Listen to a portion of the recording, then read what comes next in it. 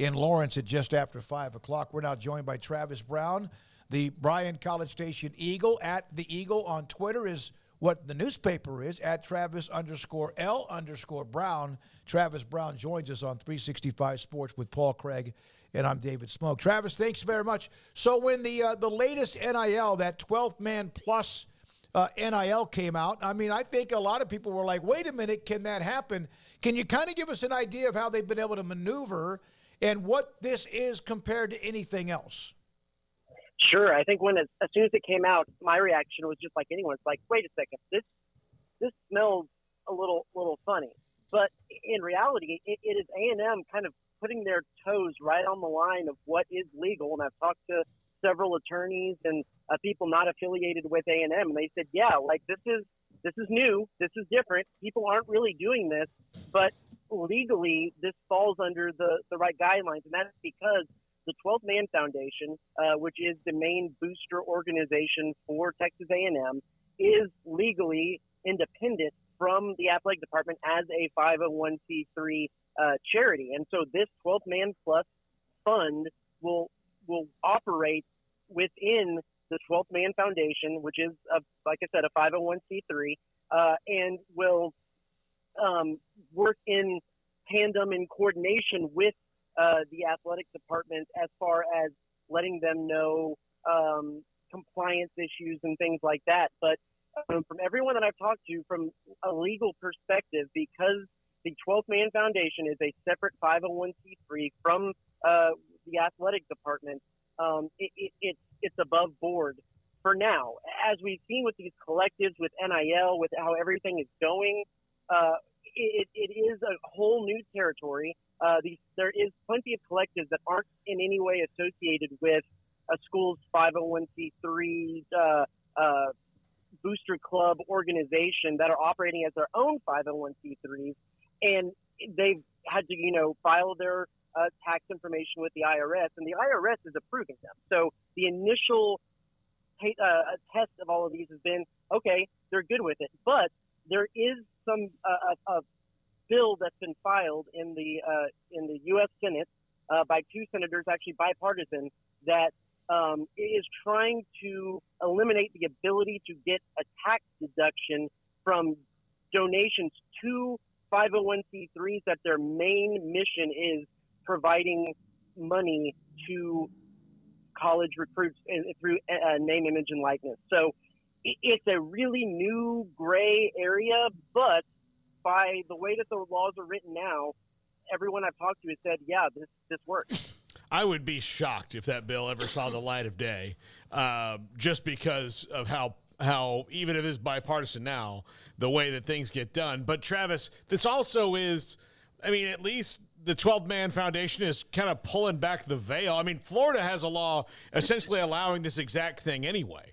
So the 12-Man Foundation is just getting right up onto that border. So when it comes down to it, don't they have the argument of, like, what's the difference?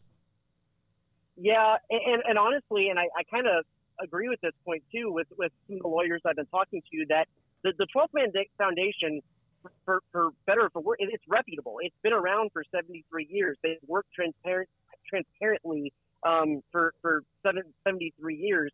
It's not some fly-by-night collective that just popped up that's run by who knows who, and you're not going to get any kind of Rashada issues like you see down in Florida. Everything is going to be done with the legal representation and everything that supports the 12-Man Foundation. And it has a charitable mission beyond just supplying money to recruits. It supports the athletic department, which has been a tried and true definition of something that is a charitable organization for almost a decade now in the United States. So as long as the money that they're producing and giving to college recruits doesn't supersede the money that they're bringing in to support the athletic department, they should be above board, because their mission is supporting the athletic department and Texas A&M University and the student athletes. And it's not that they're just a factory for pumping out money towards the college recruits. But the interesting caveat here, the only other organization program that has something similar to this is Arkansas. Arkansas has a fund for NIL that is somewhat tied into their main booster organization. But the difference is they pay athletes to go work for charitable organizations around the state. That's their quid pro quo for the name, image, and likeness. At Texas A&M, it's just going to be marketing for the 12th Man Foundation. So when you kind of ask, okay, well, here's something weird. You have people who are paying money into a nonprofit that they're getting tax write-offs for, but the money is going to student athletes that they're getting taxed. Well, that would be the same thing as if a nonprofit paid a marketing organization to market for them to help fundraise, and that happens all the time. So it's kind of another little, I don't want to say loophole, but it is where it falls into the realm of legality for now. Well, there's no question, Travis, that A&M is doing everything they can to try, and they have been ahead of the curve. It hasn't always worked because we know what happened last year, but my God, you got to give them something for trying, right? They're trying to scratch every little possible itch there is to see if it works. How much patience is there going to be, and obviously coming off of last year, that something better click in a hurry? Well, yeah, I mean, I think that after, especially with the football season they had last year, everybody's wanting to see a drastic turnaround and see what kind of the majority of this number one class they had 2 years ago, how they can kind of gel together and move with a season under their belt. And then you bring in Bobby Petrino and what he can do on offense. I think that this is going to be a very pivotal season for the future of the A&M football program. People want results, and they're going to want them quick.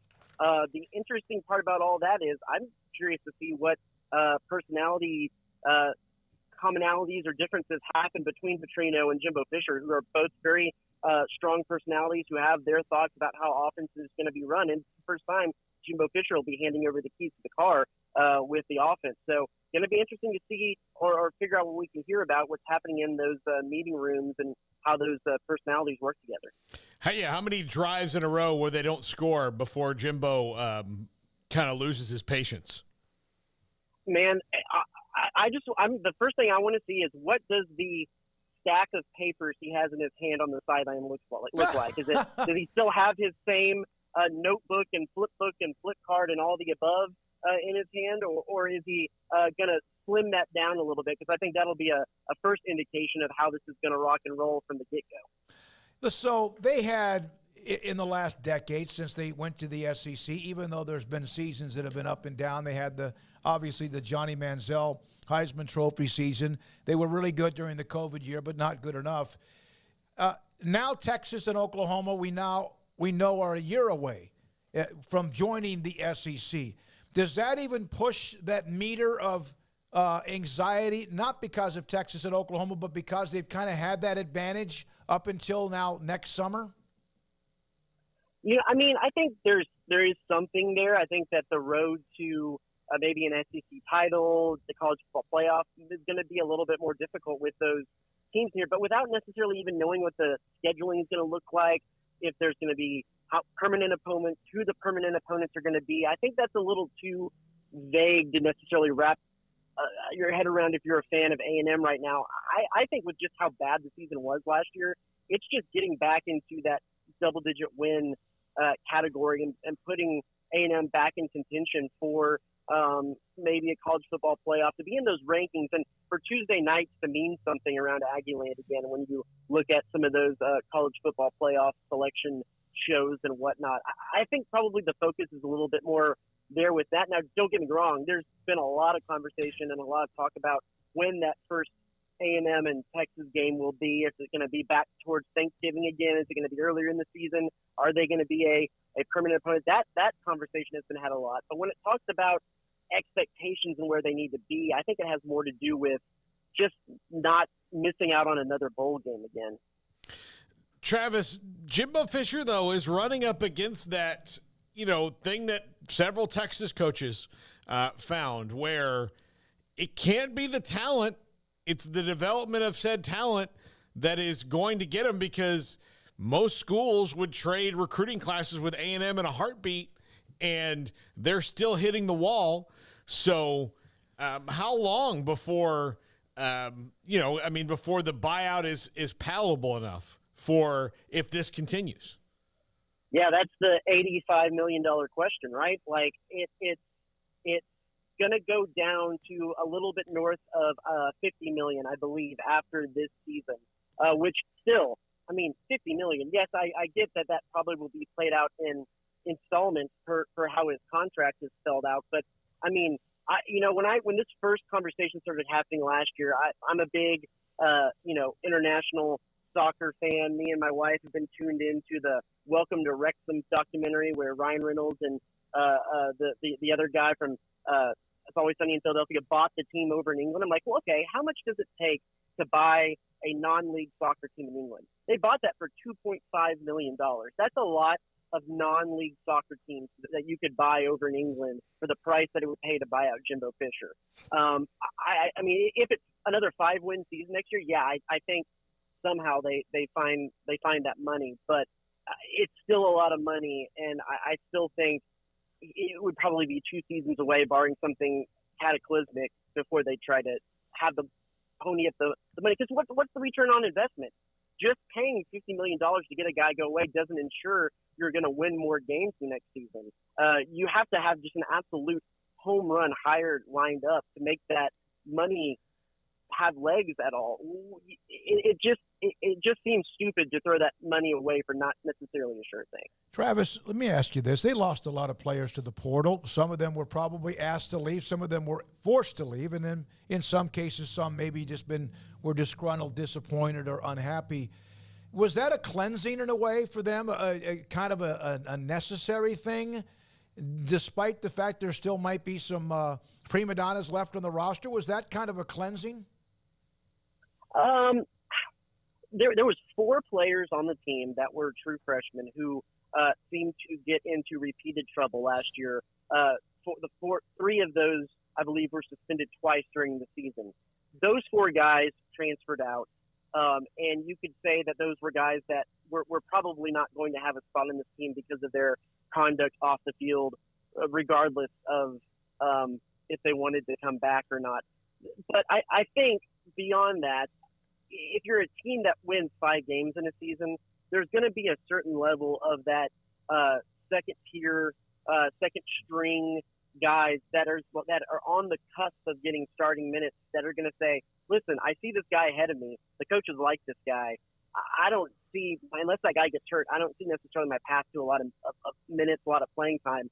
I'm getting out of here. And so when you look across the board, yeah, A&M lost a ton of players, but it was mostly all of their second and some of their third string that left. They didn't really lose very many starters beyond a couple of the guys that had gotten in trouble during the season. And so I think maybe not to the extent that you'll see from A&M that was in the mid-20s transferring out. But if you look across the SEC, no one really had less than about 12 players transfer out, which is about the second string of one side of the team. I think that's just the transfer portal era that we live in right now, that you're going to see guys, you're going to see that second string from teams try to go elsewhere, especially in the SEC where players were recruited in thinking that they're the best of the best in the country and they can go somewhere else and see a lot of playing time. That's just, I think, the nature of the beast that we have right now. Travis, thanks for your time. We appreciate it. And again, the latest from him on the 12th Man Plus Fund, pushing that NIL envelope, and A&M, of course, finding yet another way to help with student athletes on that campus. Appreciate his time for the Bryant Eagle newspaper. Baylor baseball trails 2